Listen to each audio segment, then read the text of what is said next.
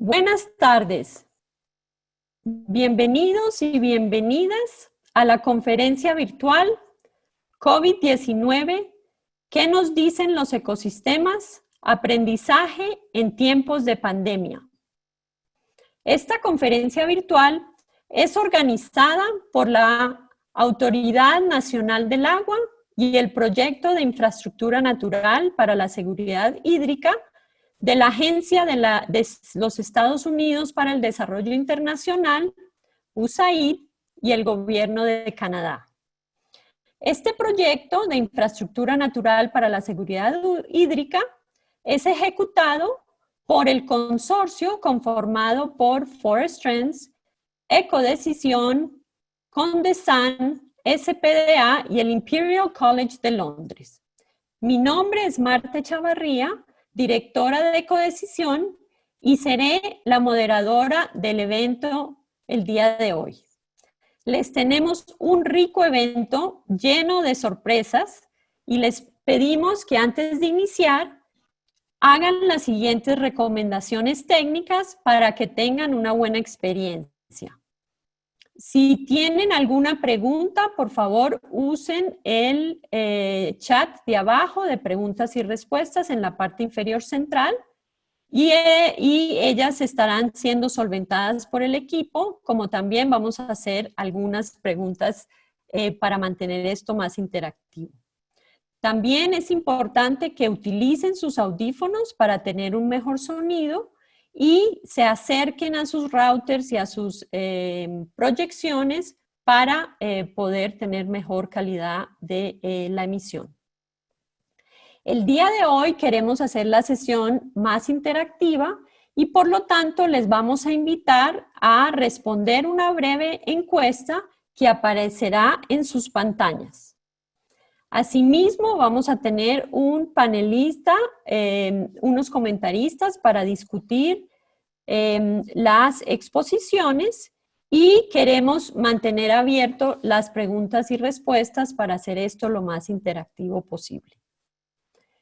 En este webinar, destacados especialistas en monitoreo ambiental del país intercambiarán opiniones y perspectivas en torno a dos preguntas principales.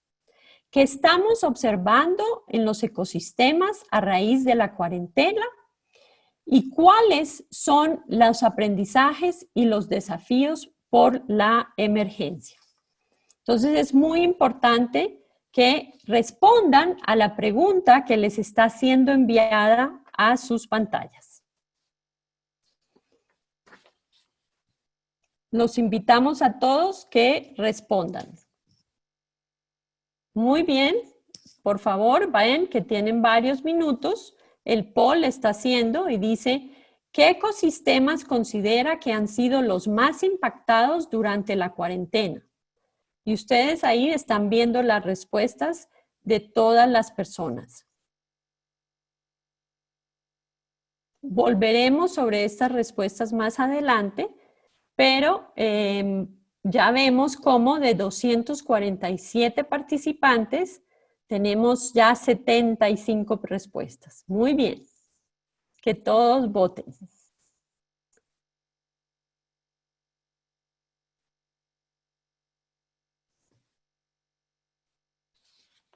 Excelente. Entonces, a continuación yo me voy a permitir continuar, pero les invitamos a todos a contestar la pregunta.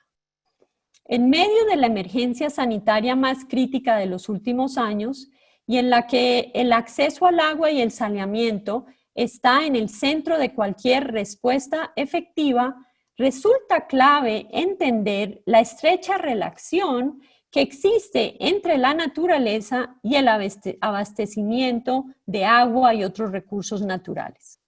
La forma de contribuir a garantizar el abastecimiento de agua o de otros recursos naturales en el presente y futuro, de tener resiliencia hídrica o resiliencia ambiental, conservando y restaurando la infraestructura natural que funciona como almacén y regulador de los ecosistemas. Mantener los bosques, páramos, humedales, restaurar sistemas de amunas es trabajar en ello. La cuarentena ha tenido efectos importantes en varios de estos ecosistemas. Por ejemplo, en la calidad del agua de los ríos, cambios que nos plantean desafíos durante y post-emergencia sanitaria. Hoy conoceremos los resultados del monitoreo en 2 ecosistemas críticos, el río Rímac, que abastece la ciudad de Lima, y los bosques amazónicos. Y para ello nos acompañan especialistas reconocidos. Flor de María Guamaní, especialista de la Dirección de Calidad y Evaluación de Recursos Hídricos de la Autoridad Nacional del Agua. Ella es ingeniera geógrafa de la Universidad Nacional Mayor de San Marcos, con especialidad en medio ambiente y recursos naturales, con estudios en maestría en recursos hídricos. Cuenta con 19 años de experiencia en el sector público en la gestión de los recursos hídricos y de los cuales 9 de estos años se ha desempeñado como especialista de la Dirección de Calidad y Evaluación de los Recursos Hídricos de la Autoridad Nacional del Agua. También nos acompaña, después de Flor María, Sidney Novoa. Él es biólogo de la Universidad Nacional Agraria con estudios de maestría en conservación de la biodiversidad y de la sustentabilidad en el Instituto de Pesquisas Ecológicas de Brasil. Tiene más de 10 años de experiencia como investigador en manejo de los recursos amazónicos en diversas organizaciones privadas y estatales. Actualmente se enfoca en el uso y aplicación de soluciones tecnológicas para el monitoreo del estado de conservación de ecosistemas naturales. Sidney es el director de tecnologías para la conservación de ACA. Posterior a esas 2 exposiciones, vamos a tener 2 comentaristas. Nos acompaña en primer lugar María Elena Gutiérrez, directora ejecutiva de ACA, Conservación Amazónica. Es ingeniera industrial de profesión con maestría en Desarrollo Sostenible y Biología de la Conservación en la Universidad de Maryland de Estados Unidos. Tiene más de 15 años trabajando en temas relacionados a medio ambiente, conservación, cambio climático, economía circular, integración económica y negociaciones internacionales. Posteriormente nos dará unas palabras Jenna Gami, subdirectora del Proyecto de Infraestructura Natural para la Seguridad Hídrica. Ella es directora asociada de la Iniciativa del Agua de Forest Trends, donde trabaja para escalar inversiones efectivas y sostenibles en la infraestructura natural para la seguridad hídrica.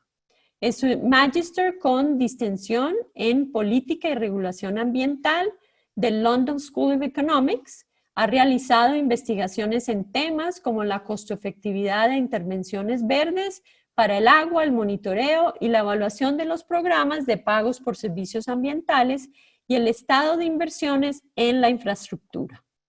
Como ven, tenemos personas muy idóneas y ya podemos ver en sus pantallas el resultado de la encuesta, donde tenemos, espero que todos puedan ver los resultados, si no, avisen, y entonces deben de estar pudiendo ver los resultados. Sin más, entonces yo vamos a continuar y le vamos a dar el pase a Flor María. Adelante, Flor María. Gracias, Marta. Buenas tardes con todo el público. Encantadísimos de demostrar los resultados de la calidad del agua del río Rímac. En estos medios, en esta época de cuarentena, voy a compartir mi pantalla para hacer la presentación. Gracias. Perfecto, Flor María, se ve muy bien. Muchas gracias. Bueno, ahora nos tocó hablar respecto al efecto del COVID en la calidad del agua del río Rímac. Una previa introducción chiquita, rápida, es que la Autoridad Nacional del Agua, en el marco de la Ley de Recursos Hídricos, nos establece algunas responsabilidades, como por ejemplo, controlar, supervisar, fiscalizar el cumplimiento de las normas de calidad ambiental para agua sobre los estándares de calidad de agua.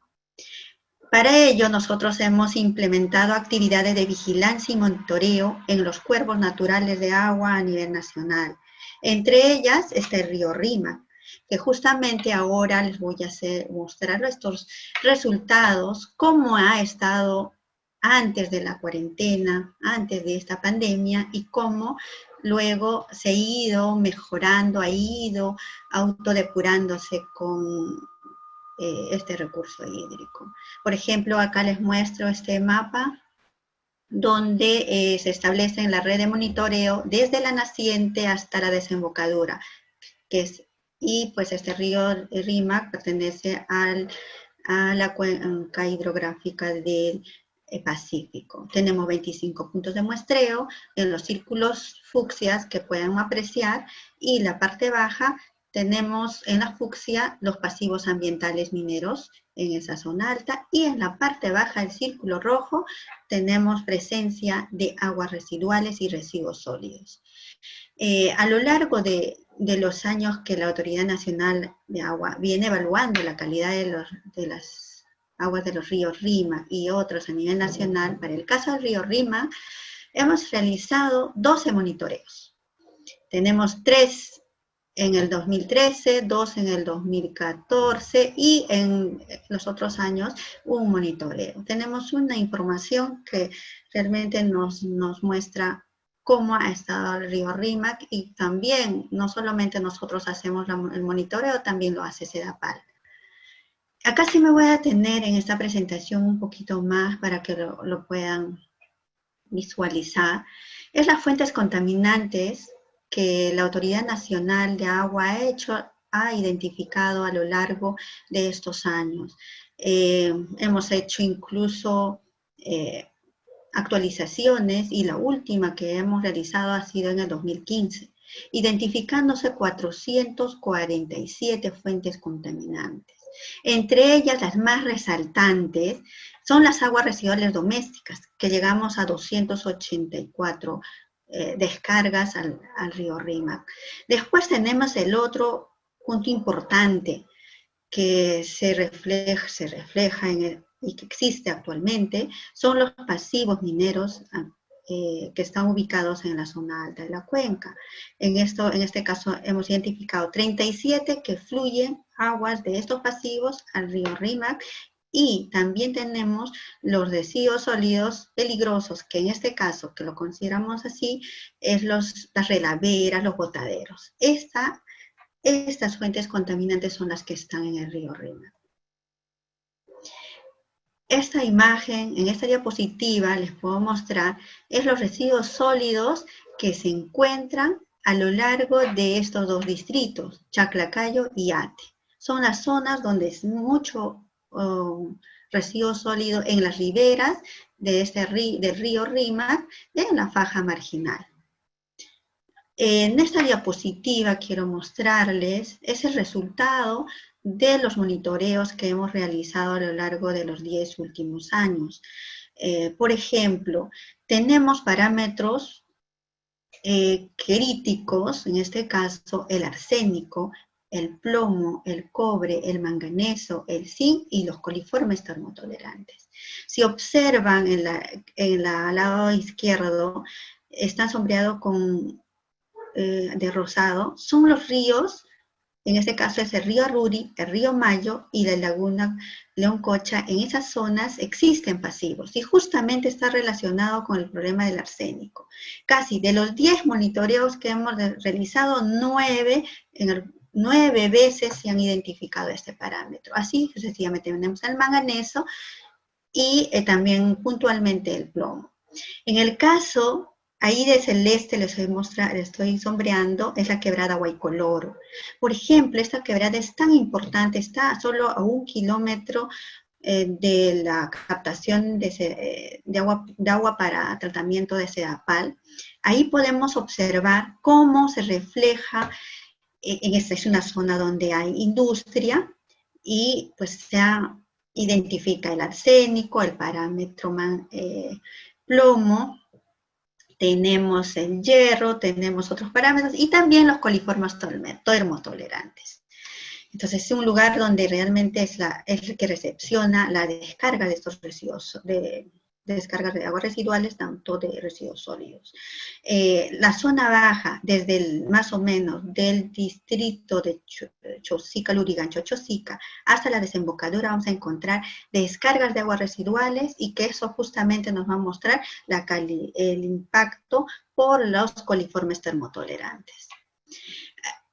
También nosotros, como Autoridad Nacional del Agua, ya hemos establecido un estándar de calidad ambiental de los recursos hídricos superficiales. Por ejemplo, hemos hecho una corrida con esa data histórica que acabo de mencionarles. Hemos calificado en qué puntos, cómo está el recurso hídrico. En esta imagen derecha, donde están los círculos rosados, fucsia, podemos identificar que hemos llegado a tener como calificación pésima a malo, justamente porque en esa zona encontramos pasivos ambientales mineros que hasta la fecha no han sido remediados. Esto, al margen de la pandemia, sigue expuesto al ambiente. En la parte baja, en la otra imagen que está con círculo rojo, ahí en esa zona vamos a identificar las aguas residuales domésticas. Y en función a este indicador, porque este ICA nos califica con dos subíndices, como uno de metales peligrosos, y en el otro caso tenemos de los coliformes, de las aguas residuales, y justamente los coliformes termotolerantes son los que se reflejan como muy pésimo en calidad.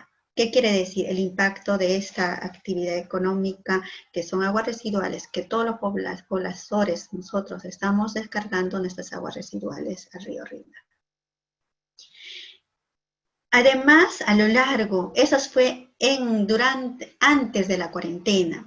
Ahora, durante el aislamiento, nos hemos permitido realizar un recorrido con drones a lo largo del río, desde Chosica hasta la desembocadura. Y podemos mostrar, son imágenes que ha captado el dron, y realmente hubo cambio.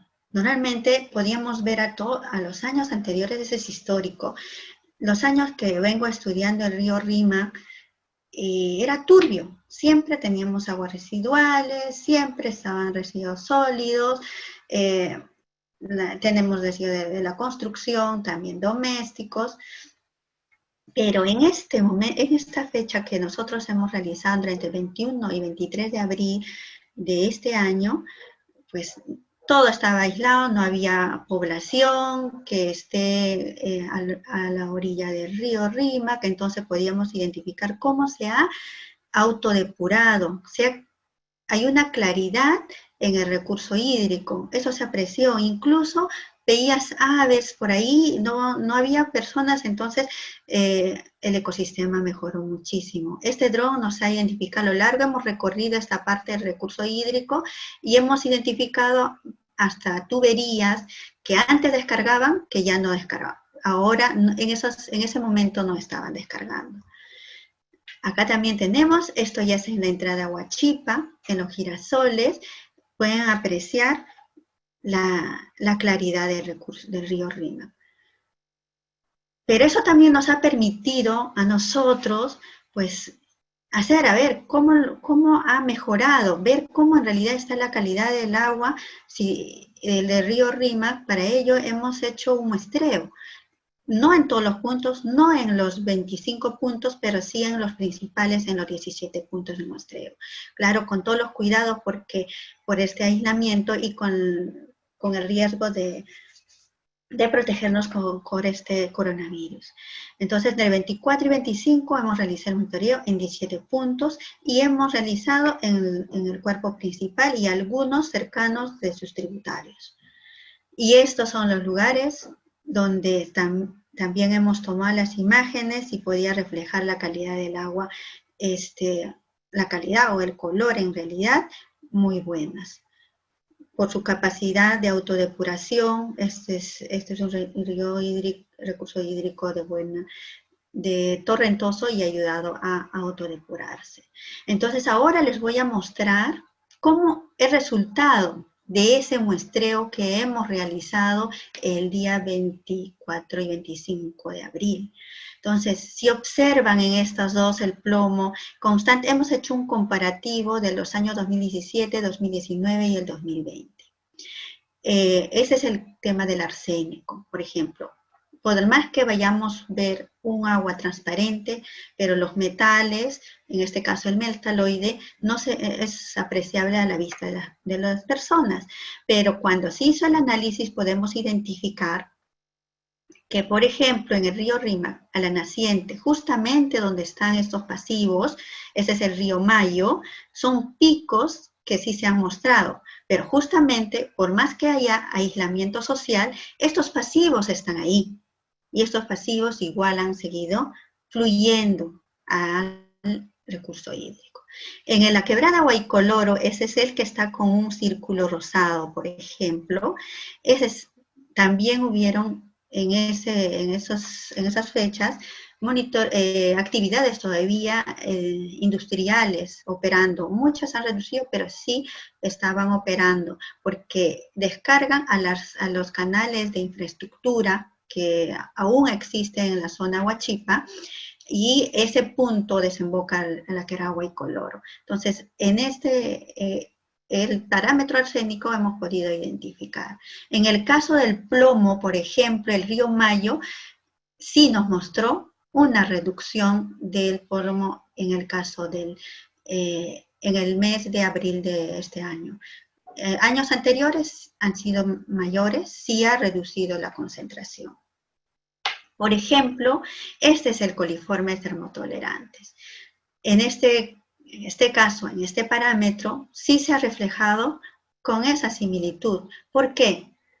Porque todavía hemos seguido descargando, a pesar que hemos estado aislados, pero en nuestros domicilios todos hemos estado generando aguas residuales domésticas, y por ende esas aguas residuales han seguido descargándose al río Rímac. Entonces, el reflejo de este parámetro se mantiene.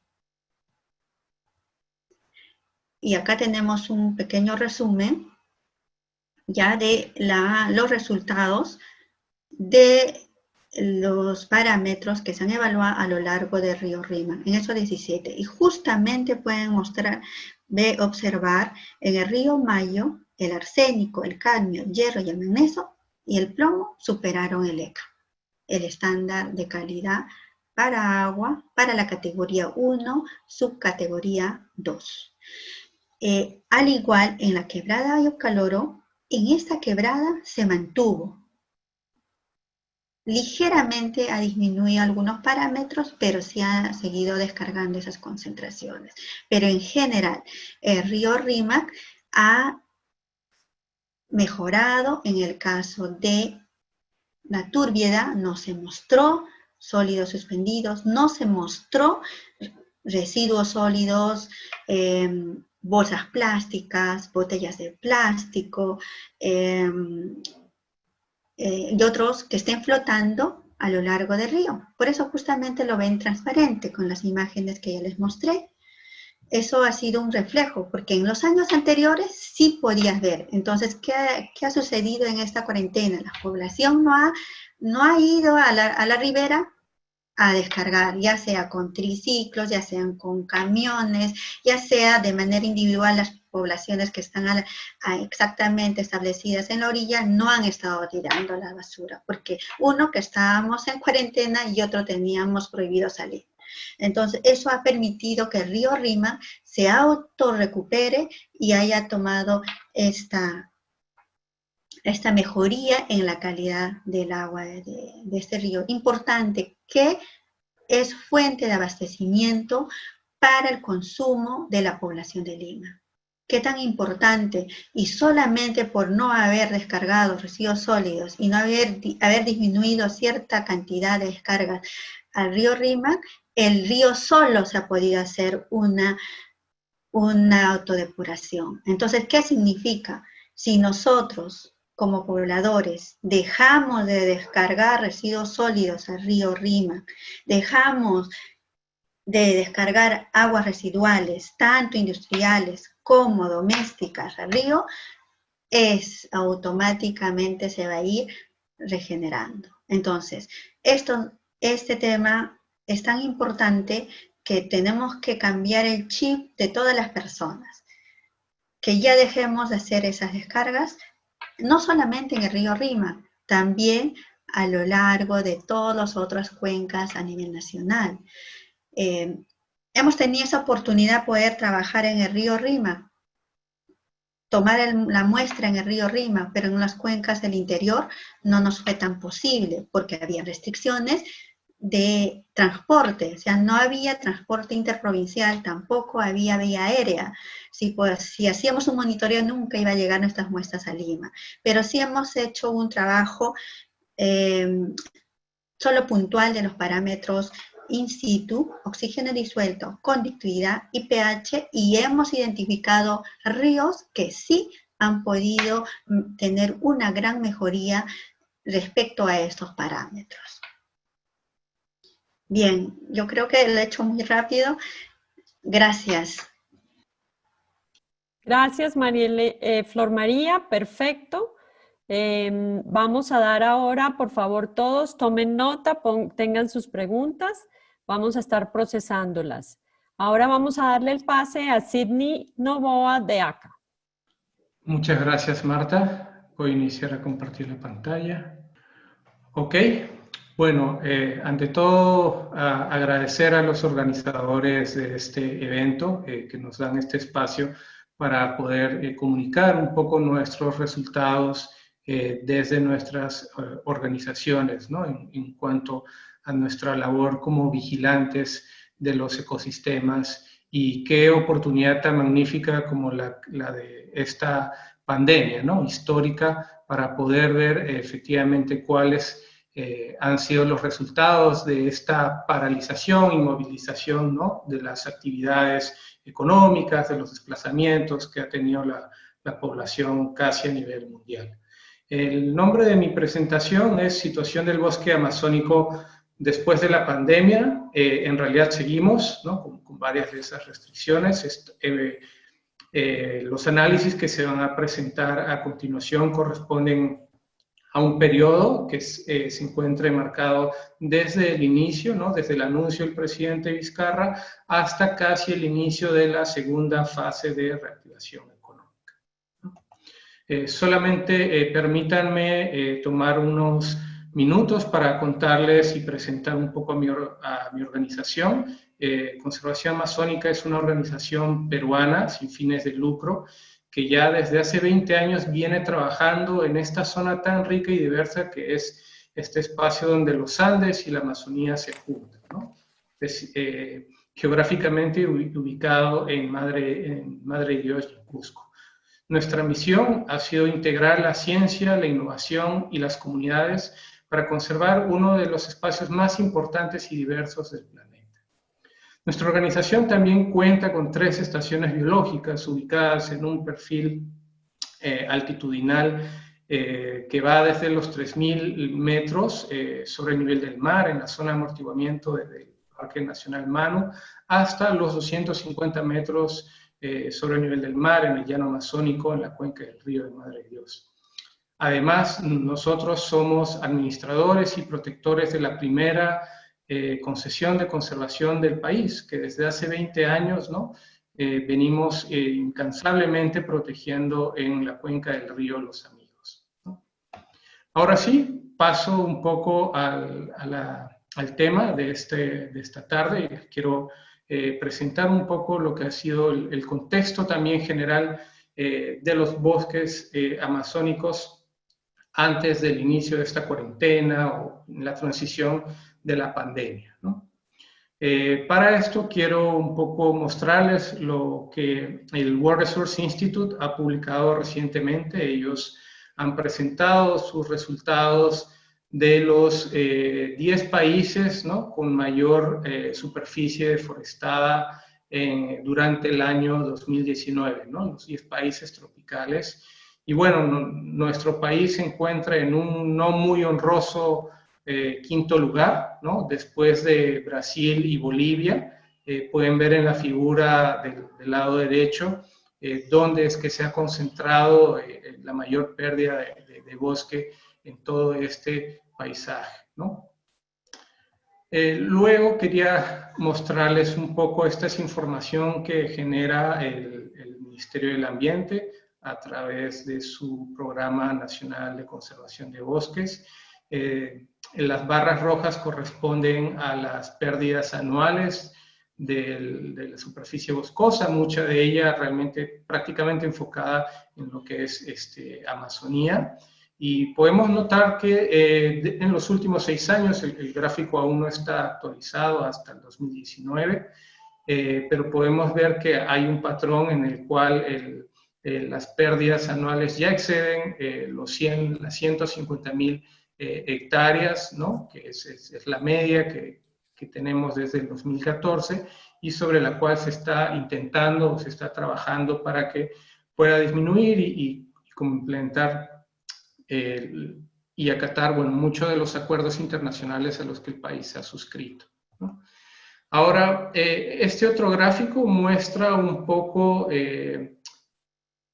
los patrones de esta deforestación. Podemos ver que cada uno de los colores corresponden a categorías de tamaño. Los colores amarillo y color naranja que se puede apreciar en la presentación son categorías inferiores a 5 hectáreas, ¿no? Es decir, corresponden a pérdidas menores a 5 hectáreas y vemos que prácticamente desde el año 2001 concentra más del 70% de las pérdidas anuales, ¿no? Entonces, cuando hablamos de qué es lo que ocasiona la deforestación en el país, estamos hablando que en bloque o en la gran cantidad, en gran porcentaje, corresponde a actividades agrícolas, muchas de subsistencia, muchas de rotación, ¿no?, de esta dinámica de tumba, roza y quema, ¿no?, que aún se mantiene en esta parte del país, ¿no? Bueno, con este antecedente hemos pasado a realizar este rápido análisis. También ha sido una interpretación basada en información oficial que genera el Estado, que son las alertas tempranas de deforestación. Estas alertas consisten o se traducen desde el monitoreo satelital, ¿no?, que realiza el Ministerio del Ambiente, en el cual compara dos imágenes de satélite de un periodo determinado y puede estimar cuánto ha sido el cambio, en este caso la pérdida, ¿no? Para darle un poco más de robustez al análisis, ya que el comportamiento en sí de la pérdida del bosque a nivel nacional tiene bastantes diferencias por un tema estacional, ¿no? Es decir, se activa mucho más durante el estiaje, durante la época donde no hay lluvias, ¿no?, donde es que las personas empiezan a liberar mucho más áreas para la construcción, para el establecimiento de zonas agrícolas, ¿no?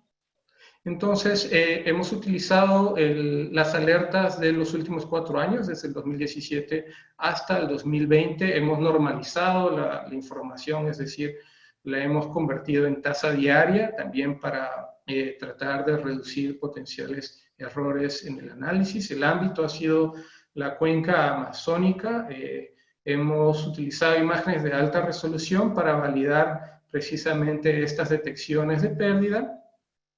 Y finalmente, bueno, hemos enfocado un poco los resultados que estamos mostrando en 3 regiones amazónicas que aportan más del 60% de la pérdida de bosque a nivel nacional, ¿no?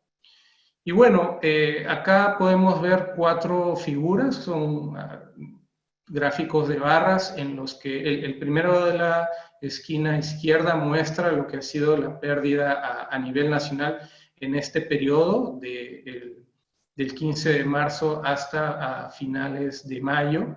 Entonces podemos ver que si bien ha habido una reducción ligera a nivel de cuenca, no es todavía muy significativa, o no sería tan significativa como lo que se estuviera esperando, ¿no? Frente a una potencial inmovilización de las actividades económicas, ¿no? De hecho, cuando hacemos un análisis desagregado, es decir, por región, vemos que tanto Loreto, Madre de Dios, la tendencia se ha mantenido muy similar a la del año anterior e incluso superior a la de años pasados, ¿no? Es decir, que la gente el bosque se ha ido perdiendo una tasa similar en este periodo, ¿no? Quizá Ucayali ha tenido una reducción hasta cierto punto importante en ese sentido. ¿Y dónde ha estado localizada esta pérdida? Entonces, hemos hecho también un rápido análisis de la concentración de la pérdida en este periodo.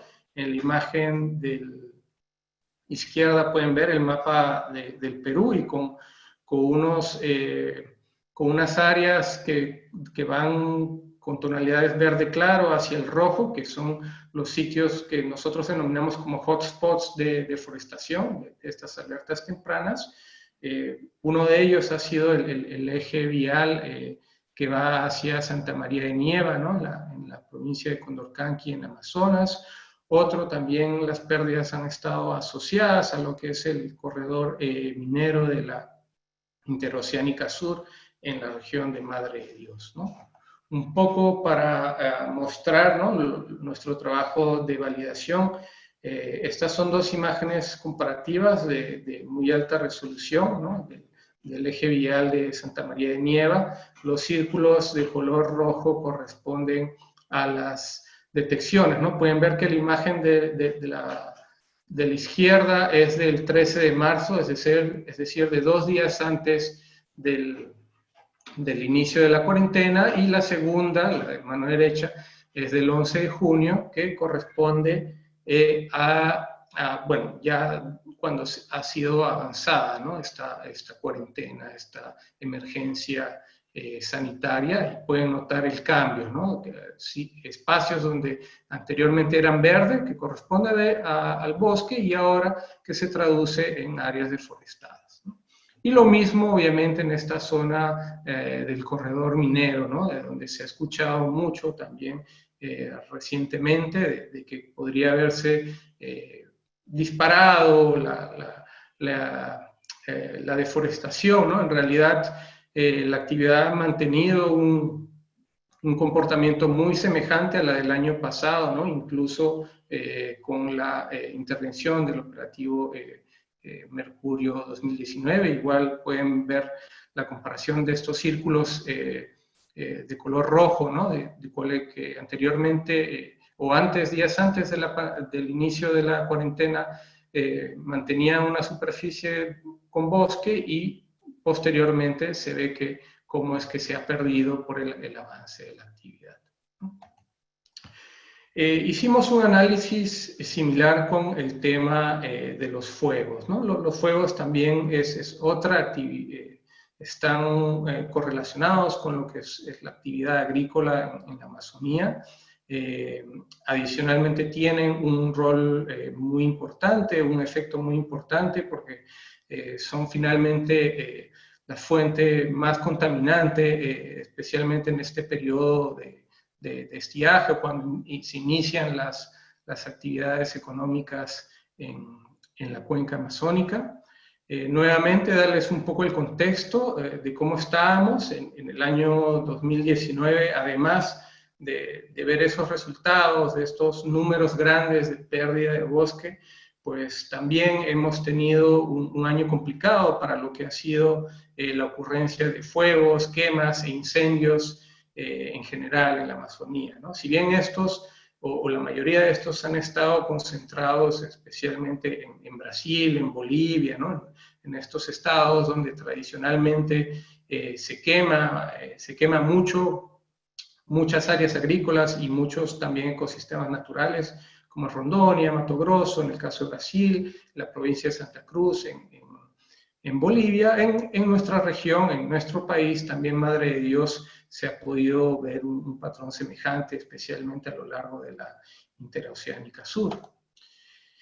Y bueno, a inicios de este año, diversos científicos han salido un poco a comunicar, ¿no?, a los medios internacionales, luego de este evento tan complicado del 2019, de que las condiciones para este 2020 no son las mejores para la recuperación del bosque, ¿no? Es decir, climáticamente, meteorológicamente, se están dando las condiciones para que la ocurrencia de los fuegos o de las quemas pueda incrementarse o pueda hacerse mucho más severo, ¿no? De hecho, la imagen que ven ustedes es una imagen que ha emitido la Agencia Meteorológica de los Estados Unidos, como es la NOAA, y pueden ver que todos los colores rojos, las tonalidades rojas, corresponden a valores de temperatura superficial por encima del promedio entre los años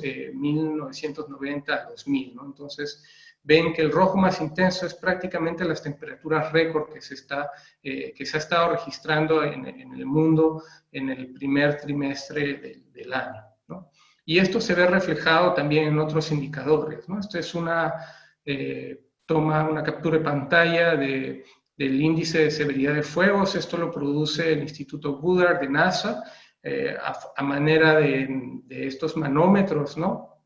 Vemos que en el centro hay un cuadrado de color violeta que corresponde a Perú. Este índice se maneja en valores entre 0, como, ok, estamos bien, las condiciones no van a ser graves si es que ocurre una quema, hasta el valor 100, ¿no?, donde vemos que se expresa en color rojo, y vemos que no solamente Perú, ¿no?, el resto de estados en Brasil también está con estos valores, ¿no?, lo cual ya nos da un indicativo de lo que puede acontecer este año en esta época de estiaje. El análisis ha sido muy semejante. En este caso no hemos utilizado los alertas de deforestación, hemos utilizado un producto que se denomina focos de calor, lo genera NASA. Son anomalías térmicas, es decir, ¿no?, son valores que están por encima de la media histórica de temperatura, lo cual nos lleva a inferir de que puede tratarse de eventos de combustión, como una quema, un fuego, un incendio. Hemos utilizado también el mismo periodo comparativo del 2000 para los mismos años, y el ámbito que hemos comparado es el mismo, ¿no?, la cuenca amazónica.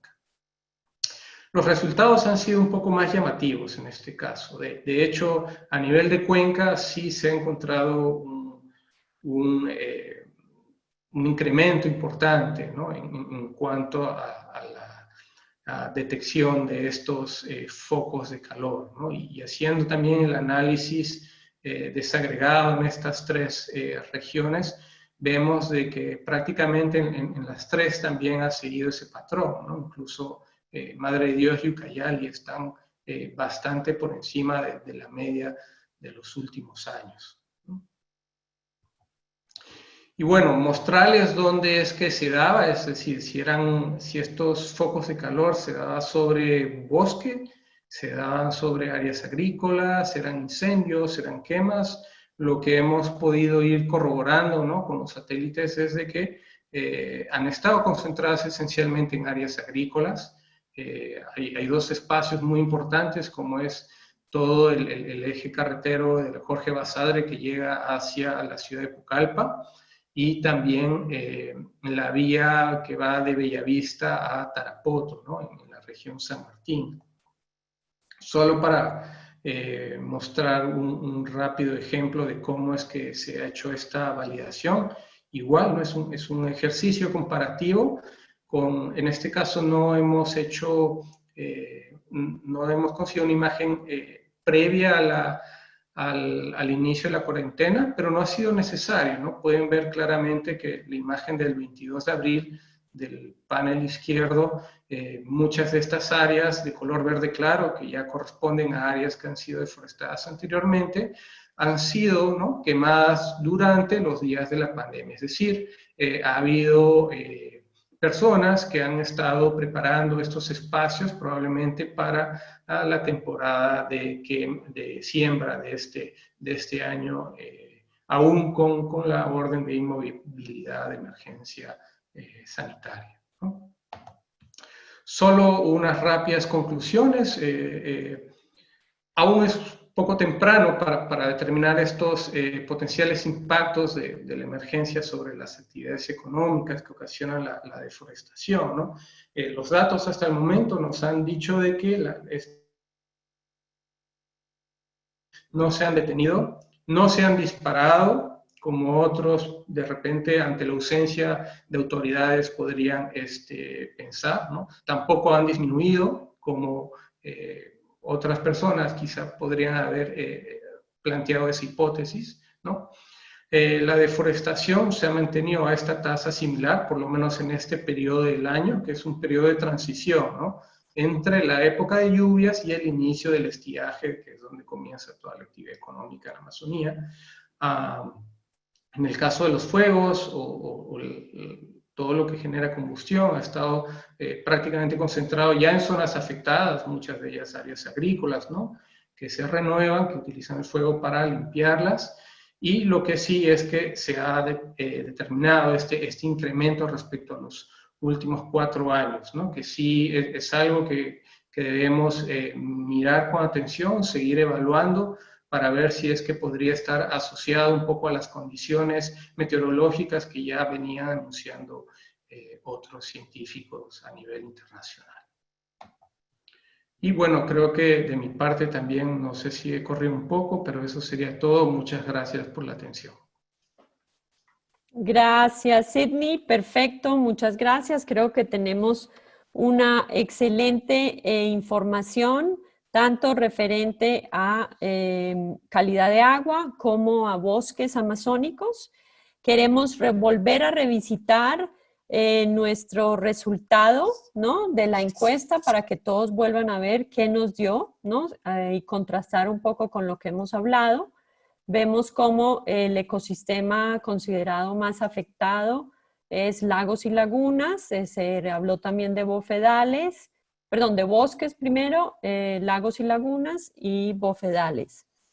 Esta información me parece importante que usen su chat, y lo hemos preguntado, para poder poner datos o casos que a ustedes les parece interesante, que nos den más información cuantitativa para mirar los impactos sobre los ecosistemas. Y para aclarar otra vez, no queremos ser solamente impactos negativos, también hay casos, como vemos, con la calidad de agua, impactos positivos. Entonces, muchas gracias a todos por la información.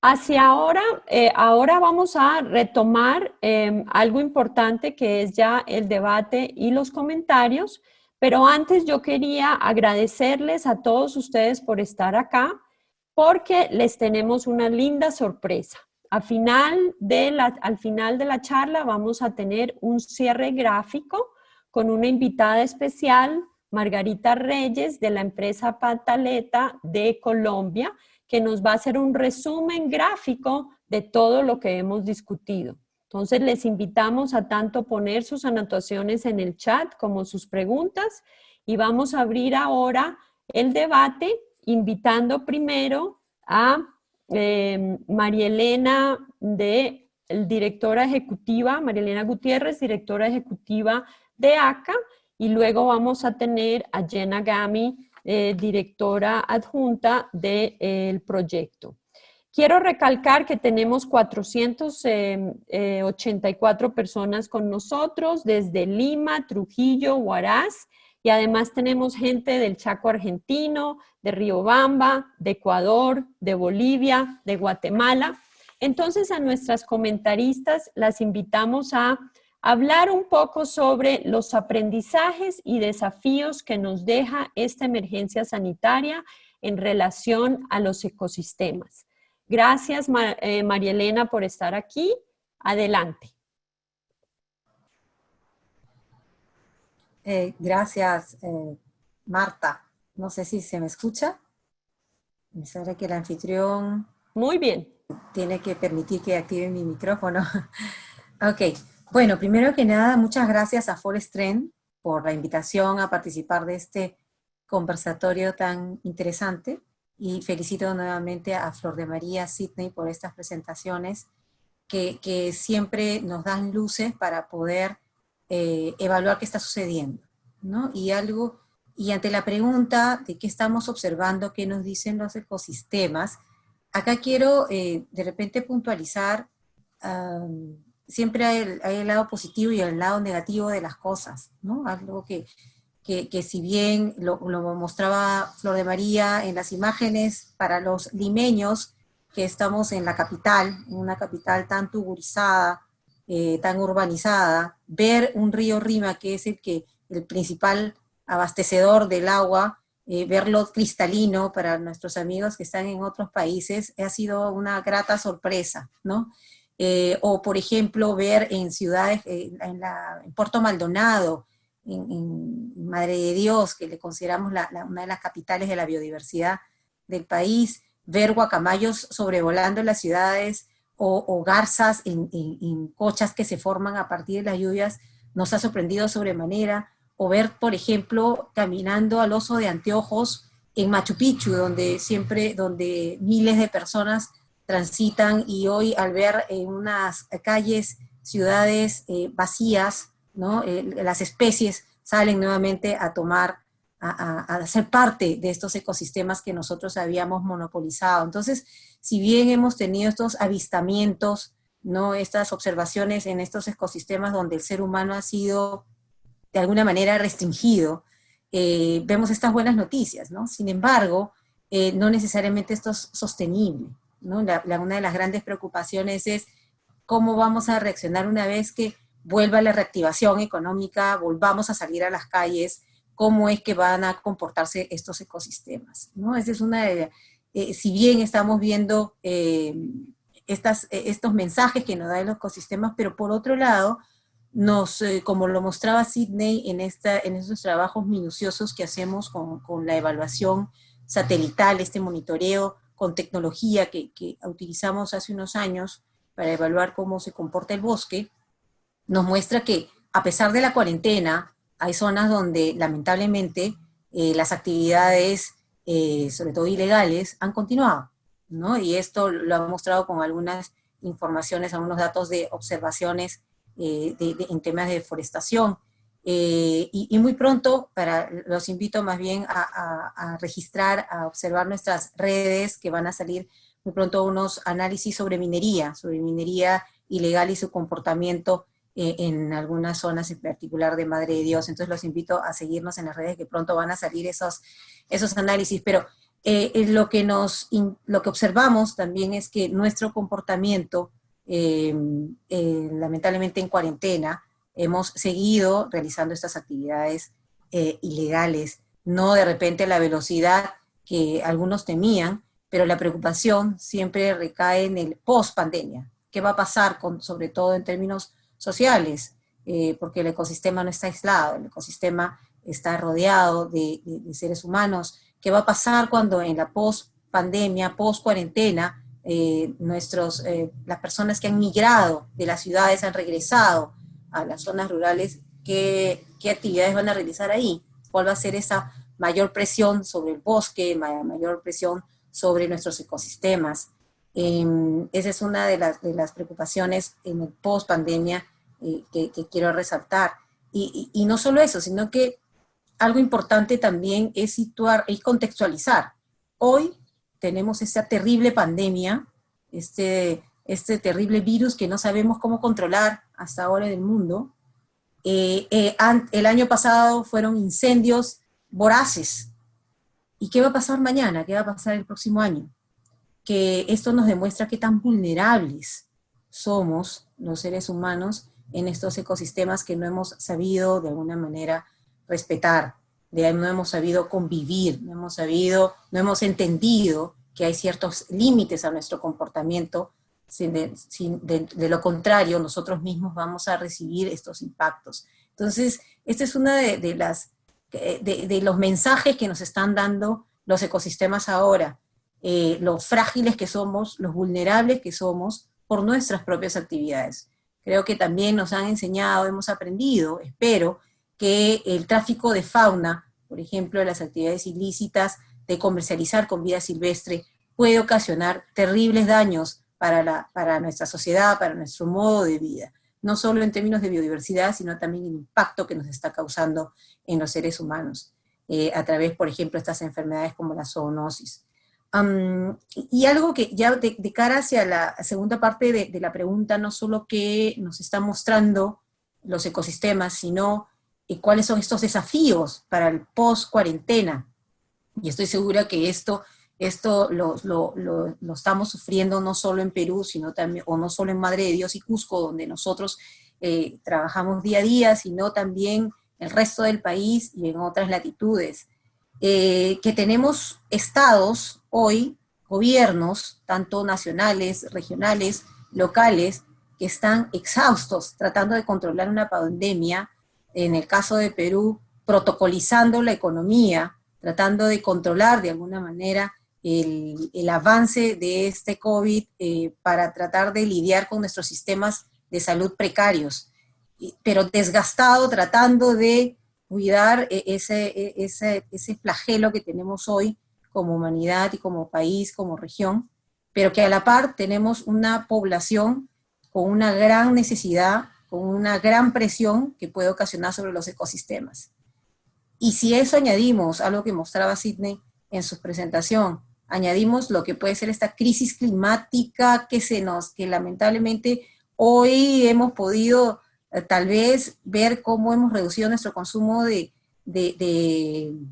combustibles fósiles, pero una vez que regrese la normalidad, ¿no? La antigua normalidad, vamos a lamentablemente caer nuevamente en patrones de consumo muy altos que redunden en mayores emisiones. Y esas emisiones de gases de efecto invernadero, vamos a continuar con esta crisis climática en la cual nos enfrentamos. Teniendo este panorama, ¿qué hacemos? ¿Cuáles pueden ser estas prioridades para el post-pandemia?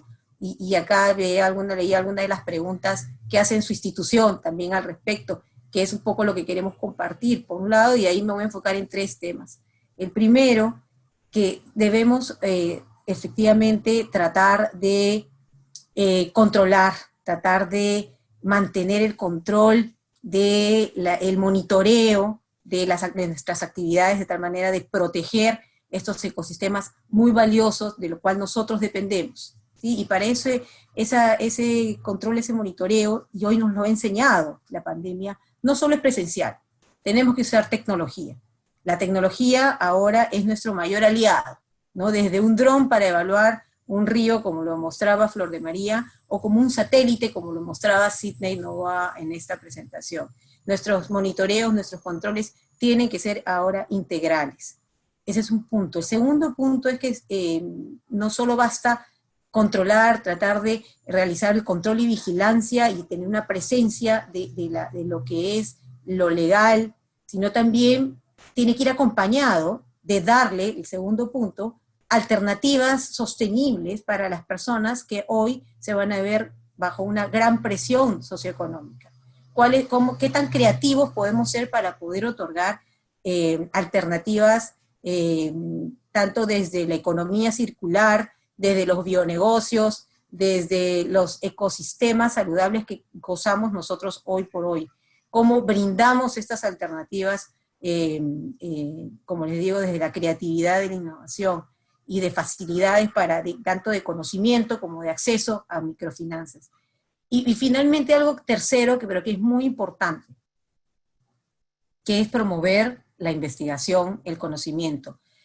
COVID-19 nos ha enseñado al mundo, a nosotros, que necesitamos conocer más. No sabemos ni siquiera cómo se comporta un virus, cómo poder nosotros hacer frente. Y nosotros hoy tenemos, los peruanos, en el caso de las regiones amazónicas, andino-amazónicas, tenemos un tesoro, pero ese tesoro representa una gran responsabilidad. Tenemos que invertir en investigación, en ciencia y poder conocer nuestra biodiversidad para no solo protegerla, sino también poder soportarnos en ella. Ella es nuestro centro de resiliencia para el mañana. Y eso es lo que quería empezar a comentar. Gracias, Marta. Muchas gracias, María Elena. Efectivamente, has resaltado elementos claves para tener en cuenta, especialmente de los datos que nos dicen para la pospandemia y las alternativas que tenemos de acción. Bienvenida, Jenna. Ahora tus comentarios, por favor. Muchas gracias, Marta, y gracias, Flor de María, Sydney, María Elena, por las presentaciones súper interesantes. Me gustó mucho el análisis y los comentarios. María Elena, coincido mucho contigo en esta reflexión sobre la respira para la naturaleza y quizás también para nosotros mismos, pero también esa mirada adelante, muy atenta, ¿no? De qué va a venir en la época post-pandemia. Entonces yo quiero reflexionar un poco sobre qué estamos aprendiendo en estos momentos, incluyendo quizás algunos datos sobre qué estamos viendo también más allá de Perú para complementar a nuestros colegas y pensar juntos en qué significaría, qué tipo de soluciones va a funcionar saliendo de esta pandemia. Y en general, mi reflexión es que vivimos en sistemas complejos y interconectados.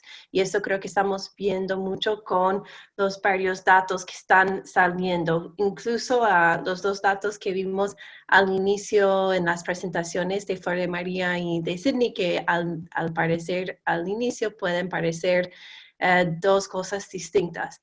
Pero nuestra resiliencia saliendo de esa crisis va a depender en gran parte de nuestra capacidad de reconocer esa complejidad y las conexiones. Entonces quiero hablar un poco de ellos. Fue muy interesante lo que presentó Sydney sobre el incremento de los focos de calor, pero que todavía no estamos viendo necesariamente una aceleración en la deforestación, aunque eso podría cambiar mientras que llegamos a la época de estiaje. Hemos visto según el Instituto Nacional de Pesquisas Espaciales de Brasil, más de 120,000 canchas de fútbol hectáreas han sido deforestadas este año, representando efectivamente un incremento al año 2019, que por sí fue un año récord en la última década en la deforestación. Y allí los comentaristas en ese caso sí están atribuyendo esos cambios a una falta de enforcement que claramente está relacionado con la política del Estado ahí en Brasil, que efectivamente están señalando que a los actores que la deforestación va a seguir. Eso claramente también está relacionado con la recesión económica, tanto de la parte de los impactos en los actores más pequeños, como mencionó Sydney en el caso peruano, pero también relacionado con los actores más grandes, como las organizaciones criminales que suelen fortalecerse en tiempos de recesión económica, ¿no? Entonces, creo que tenemos que estar muy atentos a esto y atentos y atentas a ver cómo podemos proveer soluciones alternativas, reconociendo los impactos económicos que van a tener en esas zonas. Relacionado con esto también vemos, es importante anotar una conexión con la inseguridad alimentaria, que ya existe en muchas partes de la Amazonía, por ejemplo. Sabemos que los pueblos indígenas se enfrentan a un gran desafío con la inseguridad alimentaria y que eso ha existido desde antes, a pesar de sus sistemas tradicionales que siempre han estado basados en la diversidad tan rica de la zona de la Amazonía. que claramente está afectado por la deforestación y ahora esa inseguridad alimentaria también impactada por los efectos económicos y por los efectos en el transporte y la movilidad. La Organización Panamericana de Salud reconoció en sus lineamientos publicados este mes que más de 2.400 territorios indígenas no solo sufren de tuberculosis, malaria y fiebre amarilla, sino también de falta de agua y saneamiento y inseguridad alimentaria. Claro que todo esto hace esas poblaciones más vulnerables frente al coronavirus.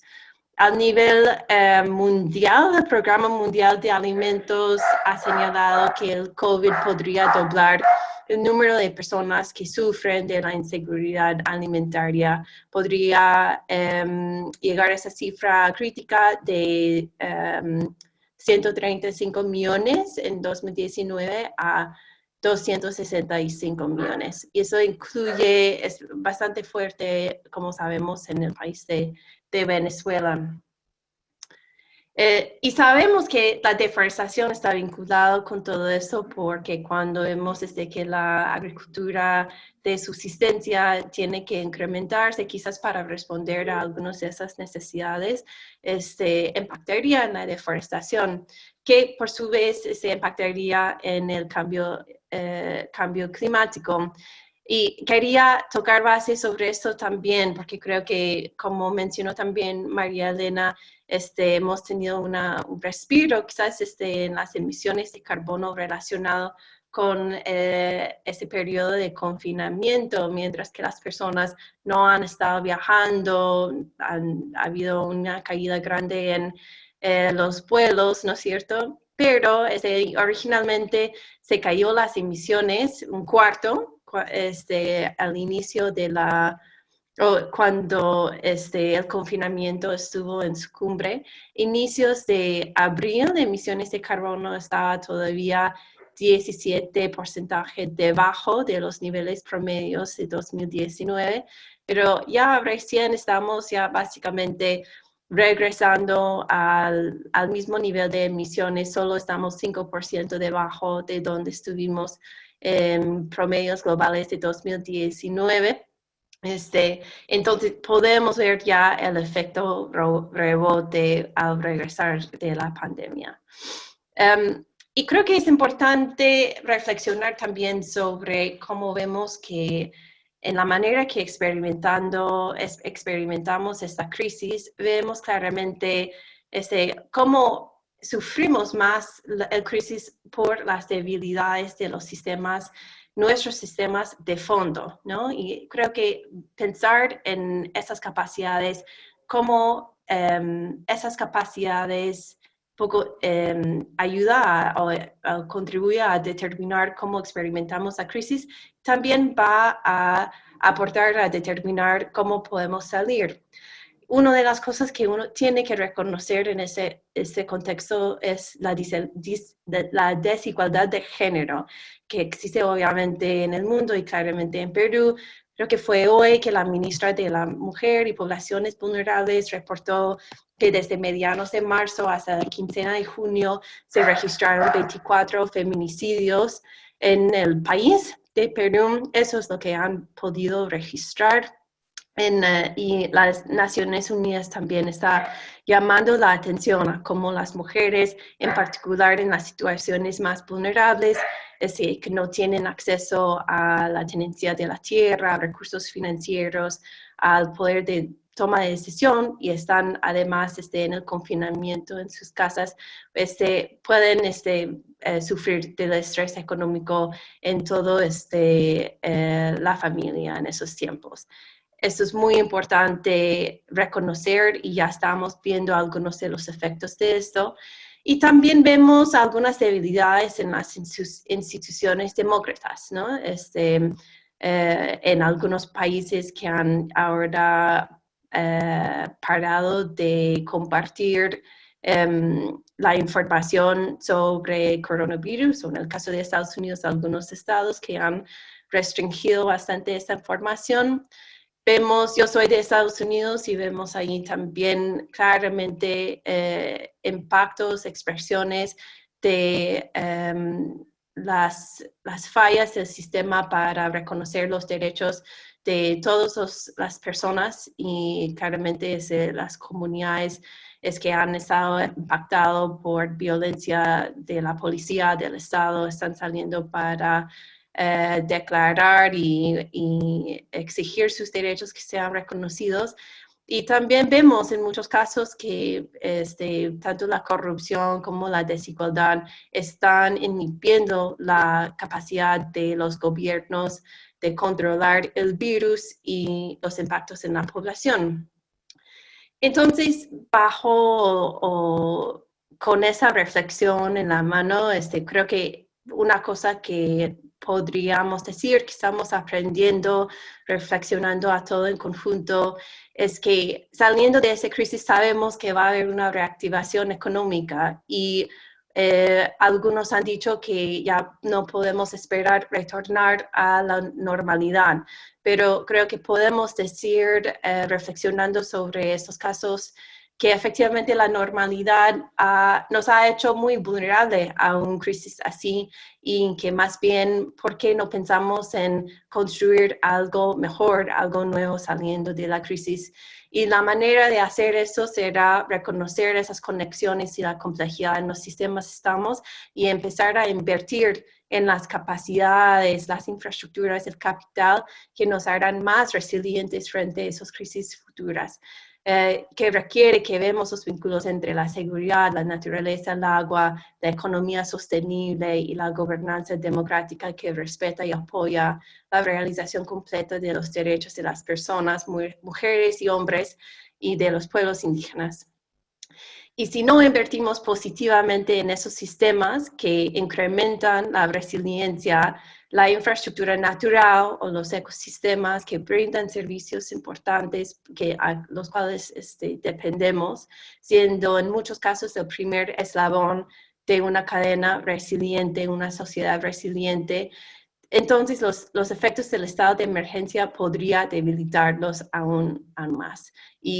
Pero aprendiendo de lo que estamos viendo en ese momento y escuchando cada vez más a las llamadas de imaginar algo nuevo, de innovar, como dijo María Elena, creemos que sí va a ser posible construir algo mejor saliendo de la crisis. Muchas gracias, Jenna. Excelentes comentarios. Ahora vamos a abrir para que los panelistas nos puedan dar una visión, ¿no? Un abrebocas de las preguntas que tenemos muchas. Entonces yo voy a comenzar pidiéndoles a todos que mantengan activos sus micrófonos y sus pantallas para que podamos comentar. Y sé que Sydney tiene una limitación de tiempo, entonces te voy a lanzar primero. Básicamente hay una serie de preguntas todas enfocadas hacia las causas de la deforestación, ¿no? Tú mencionaste que mucho tiene que ver con el tema agrícola, pero algunos están preguntando también qué tal el tema de la expansión del cultivo de coca, qué tal el tema de la minería ilegal, o también tal vez pirónamos que prenden los incendios. Coméntanos un poco de la información que miras tú desde las múltiples causas y un poco las regiones. Sí, de acuerdo. Bueno, los cultivos ilícitos siguen siendo considerados en números grandes como actividades agrícolas, ¿no? Por lo menos en términos de monitoreo satelitales es complicado, ¿no? Y la causa subyacente que hay detrás de esa conversión del bosque es aún más compleja, ¿no? Porque está relacionada a un sinfín de factores que van desde patrones culturales hasta, obviamente, temas asociados incluso a lo que es criminalidad, ¿no? Posesión ilegal de tierra y espacios para su tráfico, ¿no? Lo que nos ha dado hasta el momento, lo que hemos podido ver es que el patrón se ha mantenido en cuanto a las dimensiones las áreas que se han deforestado, ¿no? El grueso, me animaría a decir más del 90%, corresponden a expansión agrícola. Es bastante alto, incluso para este periodo del año. Muchas veces se espera un poco más que a mediados de junio, ¿no? Se intensifique esta situación en la Amazonía. Lo que hemos visto ahora es de que ya viene desde hace de unos meses un poco antes, ¿no? En el tema de la minería, que creo que es algo más específico porque está bastante focalizado, ¿no? A lo que es prácticamente la región de Madre de Dios y algunos espacios en Cusco y en Puno. No hemos incluido en esta presentación por una cuestión de que aún está en proceso de revisión, pero ya desde hace unas semanas hemos venido monitoreando qué es lo que pasaba, ¿no? en esta cuarentena, si es que se había, los valores, ¿no? de la tasa de pérdida se habían disparado, se habían elevado a causa de la inmovilidad, ¿no? de las personas, ¿no? Ya que mucha de esta actividad está realizada por personas que se enmarcan en la ilegalidad, ¿no? No hay información que indique que eso ha pasado, ¿no? Tampoco es que se ha detenido, ni se ha prácticamente ha disminuido respecto a lo que ha sido su comportamiento en el año anterior, ¿no? Entonces, esto nos dice de que efectivamente tenemos dos lecturas de lo que interpretamos respecto a la pandemia, ¿no? Una es la lectura urbana, que es un poco lo que nos ha mostrado la ingeniera Flor de María, ¿no? Ver el río limpio, ver en las redes delfines nadando en la herradura, no sé, arcoíris surgiendo de pronto un día, una tarde en Lima, ¿no? Versus la otra realidad, ¿no? La realidad del Perú más rural, ¿no? La realidad del que sí necesita subsistir con el día a día y que ha tenido que continuar sus actividades, ¿no? Ahora, yo creo que lo valioso de este ejercicio es de que, número uno, hace 6 años quizá no podríamos haber tenido un espacio como tal, ¿no? Porque muchos de estos recursos no eran ni de acceso para público general y muchas veces tampoco de nuestras autoridades, ¿no? Todo lo que se ha presentado es información libre, ¿no? Simplemente que se le da un valor, un tratamiento. Creo que eso es positivo por transparencia. Podemos hoy en día nosotros como ciudadanos exigirle al Estado que pueda tomar ciertas medidas de lo que está pasando en algunos sitios que es patrimonio de todos nosotros, ¿no? Creo que otra situación valiosa es que podemos hacer el seguimiento, ¿no? La información se sigue generando, aún con toda esta situación de la cuarentena. Las personas encargadas en actualizar los datos han continuado trabajando, muchos procesos ya están automatizados, lo cual ha ayudado mucho. Entonces, esto nos da capacidad de tomar decisiones basadas en evidencia, que es algo muy positivo, ¿no? Y solo un poco para cerrar, de repente me salgo de la pregunta más general, pero sí quería hacer quería remarcar lo importante de todos estos procesos y cómo están de alguna forma interrelacionados, ¿no? Como es la actividad económica, el bosque y el clima, ¿no? Que es algo que he tratado de mostrar durante mi intervención, ¿no? Un año seco, con crisis económica, es una fórmula, ¿no? Para que puedan ocurrir cosas más complicadas, ¿no? El precio del oro se ha elevado muchísimo durante estos días, ¿no? El petróleo se desmoronó, cayó muchísimo. Entonces, es un atractivo, obviamente, para que una vez se relajen un poco estas medidas, puedan eventualmente dispararse en la medida que no se tengan unas medidas de contingencia apropiadas, ¿no? Y lo mismo va a pasar con las actividades agrícolas. Y no olvidemos de que el humo que se genera, ¿no?, del producto de la combustión, tiene un efecto directo en la salud pública, ¿no? Muchas atenciones de dolencias respiratorias se incrementan en la época de las quemas en la Amazonía, debido a que prácticamente respiras humo, ¿no?, por muchos días, ¿no?, producto de esta ocurrencia de quemas. Entonces, sumado a eso, a la situación vulnerable de la población que hemos visto, ¿no?, en las noticias, en Loreto, en Ucayali y ahora en Madre de Dios, donde no tienen condiciones para atender grandes cantidades de personas con problemas de salud por COVID, es también algo a tomar en cuenta, ¿no? Gracias. Muchas gracias, Sidney, y te agradecemos mucho por estar aquí. Sabemos que tienes alguna otra actividad, entonces te agradecemos por acompañarnos. Ahora yo quisiera darle la palabra a Flor María, que me pareció que hay muchas preguntas que están englobadas en esta pregunta, ¿no?, sobre cómo es ahora la pandemia. Un poco nos ha puesto el ojo público en lo vulnerable que es la especie humana, ¿cierto?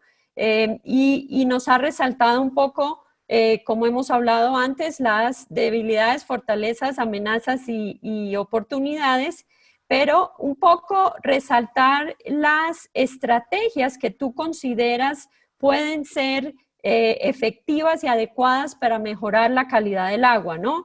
Desde el sector productivo y lo social, que es aplicable en diferentes cuerpos del Perú, ¿no? Mencionaste que en el caso de Lima parece que se redujo los residuos sólidos. En otras fuentes, varios de los participantes resaltaron que al revés, el problema más serio fue el incremento de descargas y descargas ilegales porque los servicios no operaban. En fin, en cada lugar se van dando especificidades, pero sí es interesante oír tu opinión de cuáles podrían ser esas estrategias adecuadas para mejorar la calidad del agua después de la pandemia. Perfecto, gracias a las preguntas. Sí, en efecto, ya lo habíamos pensado, cómo vamos a salir y mantener este equilibrio que necesitamos entre la naturaleza y la ciudad. Podemos vivir de manera equilibrada, pero para esto los ciudadanos tenemos que formar parte de ella. Mientras sigamos haciendo las descargas de estos residuos sólidos a nivel de todas las cuencas, eso pasa. Y es más, en las cuencas transfronterizas, viene desde el otro país, vienen flotando los residuos sólidos y se van en este caso, algunos al Pacífico, otros se van hacia el Atlántico. Entonces, pero la intervención que vamos a tener que hacer es de manera identificar las zonas puntuales. Por ejemplo, ahora que lo hemos visto en el río Rima, tenemos estratégicos, son aguas residuales domésticas, y tenemos esos pasivos. Si controlamos estos lugares donde están los pasivos, y obviamente este tema de los pasivos son no solamente en Lima, en otras cuencas también del Perú, vamos a reducir este problema de presión que está existiendo en estos cuerpos naturales de agua. Y esto no es una intervención solo como ANA. Tenemos que hacer una participación multisectorial. Porque minería, el sector, tengo que trabajar con el sector. El tema de residuos sólidos es el problema del manejo, la distribución, el transporte, la gestión en realidad es de la municipalidad. Ahora, el tema de las aguas residuales con el sector vivienda. Entonces ahora es cuando nos ha demostrado este aislamiento que tenemos que unirnos mucho más. En la cuenca del río Rima, nosotros sí habíamos establecido una comisión multisectorial para la recuperación. Hemos estado reuniéndonos, cada sector planteando propuestas, pero eso no logramos. Pero con este tema de aislamiento se ha demostrado que simplemente por no descargar aguas residuales sin ningún tratamiento, estamos impactando. Entonces, de ahora para adelante, ¿qué es lo que tenemos que hacer? Es que todas estas aguas residuales pasen netamente por un sistema de tratamiento. Podemos promover el reuso. ¿Para qué descargarlos? Si los podemos utilizar para reforestar zonas donde realmente necesitamos, incluso para regar los parques y jardines que necesitamos, ¿no? Entonces, es una estrategia que tenemos que trabajar de manera conjunta con el sector vivienda, por ejemplo. Con el tema minería, con los temas pasivos, con el sector minería para poder promover cómo hacemos esta gestión. Y con las municipalidades. Si no hace, y los ciudadanos tenemos que tener, ya tenemos ahora en conciencia que solo el hecho de no descargar, tirar basura al río, podemos recuperar mucho. Eso es a nivel nacional, ¿eh? Lo vamos a encontrar en todos los ríos. Y es así, en zonas donde todavía no ha llegado con esa amplitud desde el tema del coronavirus, sí han sido operando. O sea, acá en la quebrada Cuaycoloro, por ejemplo, sí han estado operando, pero se iba a dónde? Al canal, a una infraestructura de riego, y a partir de ellos iba al río. Entonces, todavía falta mejorar ese sistema. Si estas empresas, estas actividades económicas no operan y se descargan a la red de alcantarillado, habremos solucionado el problema del río arriba. O sea, es fácil. Yo creo que fácil decirlo, pero ahora que todos nos juntemos y podamos hacer esa acción. Y esto va a ser así a nivel nacional y con la minería informal igual. Son los aportes, ¿no? Muchas gracias, Juan María. Era una pregunta difícil y creo que tu mensaje reitera la razón de ser de este webinar. Presentamos datos para tomar decisiones priorizando aspectos fundamentales, ¿no? Muchas gracias a todos por participar. Quisiéramos continuar, pero el tiempo se nos está achicando. Yo quería reiterar los resultados de la encuesta, pues leí mal en la gráfica. Y aquí pueden ver el resultado final. ¿Qué ecosistemas considera que han sido los más impactados durante la cuarentena? Se proyecta claramente los de abajo en rojo, perdonen, yo no lo vi, y es 66% mencionaron ríos, ¿no? Para nosotros los aguateros y el proyecto de infraestructura natural nos encanta que prioricen los ríos, pero efectivamente los bosques también resaltan en la encuesta y es por eso hemos abordado. El último punto ya para terminar, sí queremos recalcarles que se queden unos minutos más, pues ahora tenemos la gran sorpresa que les habíamos dicho inicialmente de tener la presencia de nuestro cierre gráfico que nos acompaña Margarita Reyes de Pataleta, quien nos va a dar un resumen de toda esa maravillosa información que tuvimos disponibles el día de hoy. Aquí, perdonen, estoy tratando de apagar mi pantalla para que ya puedas proceder. Margarita, adelante. Listo, muchísimas gracias. ¿Me escuchan? Sí, muy bien. Perfecto. Entonces, quiero compartirles un poco lo que escuché hoy. Entonces, la conversación a la que nos invitaron hoy es ¿qué nos dicen los ecosistemas? Aprendizajes en tiempos de pandemia. Y empezamos con Flor de María, que nos habló sobre el río Rímac y nos comentó que hay muchas fuentes contaminantes, entre las cuales hay aguas residuales domésticas, que digamos que es una de las más altas tasas que están contaminando. Hay pasivos mineros, hay residuos peligrosos todavía. Nos explicaba también que antes de la pandemia la calidad del agua era pésima y que durante la pandemia el río se depuró aunque aún presentaba metales, ¿no? Y la invitación que ella nos hacía es la regeneración de las fuentes hídricas depende de nosotros como ciudadanos y tomamos conciencia del cuidado de ellas, sobre todo no botar residuos. Luego Sidney nos habló de la cuenca amazónica, de los bosques, y él nos decía que, digamos, la actividad agrícola es una de las actividades que más pone en riesgo el bosque del Amazonas, ¿no? Nos habló también de un tema bien importante y nos hacía caer en cuenta que este tema del cambio climático es algo que está afectando muy fuertemente también el tema de la Amazonía, sobre todo con este tema de los fuegos que se están presentando en diferentes regiones. Se presentan también por actividades agrícolas, pero también nos dice cómo hay que tener muy en cuenta este tema del cambio climático. Y nos hablaba de que las actividades en la zona del Amazonas se mantienen, hablándonos un poco como sobre el tiempo de la pandemia. Entonces nos dice, las actividades se han mantenido, la deforestación también se mantiene, y los fuegos, tener en cuenta la afectación climática. Luego, María Elena nos habló y nos hizo una pregunta bien importante: ¿cómo se comportarán los ecosistemas con el regreso a las actividades económicas? Y nos hablaba de una normalidad, que la puse entre comillas, ¿no? Y nos hablaba de esa vulnerabilidad y fragilidad a la que estamos expuestos como seres humanos. Nos preguntaba también o nos hacía tal vez la reflexión de economía versus medio ambiente. Y nos daba algunos tips tal vez con respecto a pospandemia. Entonces nos dijo, la tecnología es una aliada para el monitoreo, las alternativas económicas sostenibles para las personas y promover la investigación.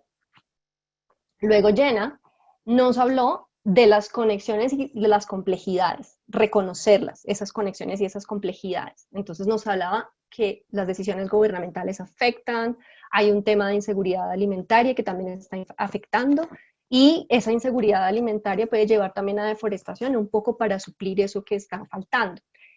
Nos habló también de la importancia de la información y los datos con los que se cuenta ahora, y también nos hablaba de soluciones económicas alternativas. Nos dijo, las emisiones están volviendo a subir, un poco también lo que nos decía María Elena, al regresar a esa normalidad, volvemos otra vez como a las mismas costumbres viejas que nos estaban llevando tal vez a un lugar donde no queremos estar. Y al final nos habló de la infraestructura natural, como una apuesta para la pospandemia. Luego le hicieron preguntas a nuestro primer panelista acerca de los bosques con temas de cultivos ilícitos, minería ilegal. Él nos hacía una reflexión bien importante, y es que la pandemia se ve o se vive una realidad urbana y se vive una realidad rural, que no siempre son las mismas. Nos hablaba también de que la información se sigue produciendo y que eso es algo positivo, y que también los datos en este momento están al acceso de todos, que hace algunos años tal vez no hubiera sido posible, ¿no? Como esa transparencia en los datos, pero que hoy en día sí, tal vez por la pandemia, y nos llamaba también a nosotros como ciudadanos a exigir que los gobiernos nos presenten esos datos.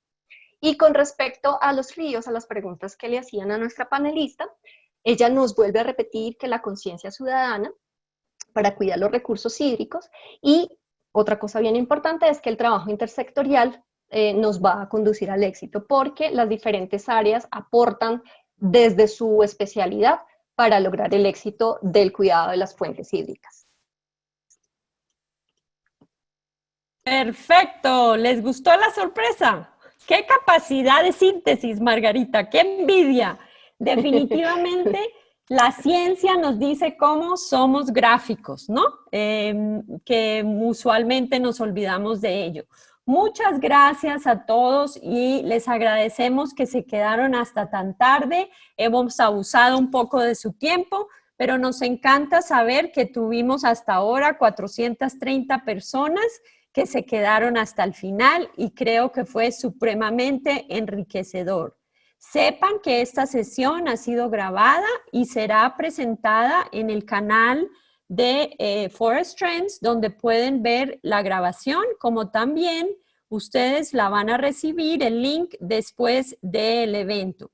También les recordamos que después de este evento recibirán una encuesta y les invitamos a darnos toda su retroalimentación. Ahora ustedes tienen muchas invitaciones a muchos webinars y queremos competir cada día haciendo estas reuniones más especiales, más interactivas, que nos fundamenten más la información en la ciencia, en datos cuantitativos, para que podamos tomar mejores decisiones y proteger nuestra infraestructura natural. Sin más, los invitamos a que nos hagan saber si necesitan certificados de constancia de participación. Les hemos informado en el chat, pero pueden escribir a eventos@foresttrends con guión en la mitad.org y les podemos hacer por medio electrónico. Nuevamente, gracias a todos y cada uno de los panelistas, Flor María, Sidney, que ya se nos fue, además a nuestros comentaristas, Jenna, María Elena, muchas gracias. Y claro está, Margarita, maravilloso todo tu apoyo al final. La gráfica también tengo entendido que la podemos compartir. Y por último, detrás de todos estos eventos hay un montón de personas que nos están ayudando. Se nos olvida mencionarlos de vez en cuando, pero tenemos acompañándonos también Doris Mejía, Gabriel, Sarela, y toda esta información, los comunicadores de ANA, como también de ACA, están proyectándola por Facebook Live, donde hemos tenido participación. Y también hemos tenido, digamos, una buena asistencia.